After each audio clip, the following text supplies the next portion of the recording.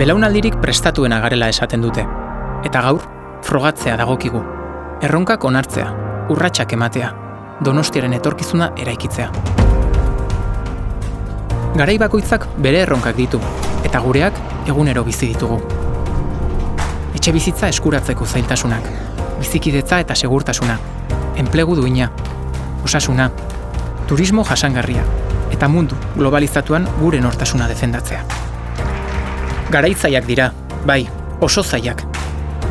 Baina ilusioz nator, erronka horiei gogoz eta kemenez heltzeko asmoz.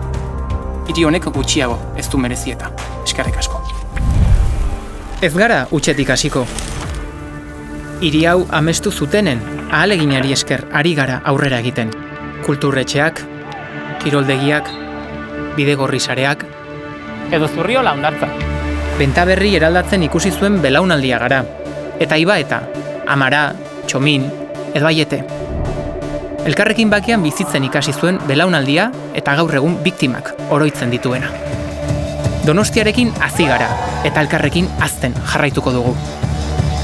Garai berri bat da hau, ordenagailu kuantikoa, minbizia sendatzeko protonterapia, hiriko mugikortasuna eraldatuko duen topo berria, urumea berroneratzea, kalitateko merkataritza, gastronomia, eta dagoeneko euskal kultura sorkuntzaren hiriburu den Donostia.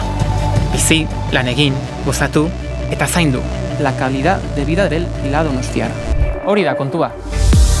Berritzen ari den Donostiaren parte gara eta izango gara, baina haren arima eta nortasuna galdu gabe. Eskerrik asko konfiantzagatik, nigan sinistegatik, baina batez ere gugan sinistegatik. Etorkizuna noiz iritsiko zain egon beharrean, Donostia amestu, landu eta eraikiko duen belaunaldi batean sinisteagatik. Joni Insausti maizterrena naiz, Donostiako alkatea, eta garai berri hau zurekin batera eraiki nahi dut.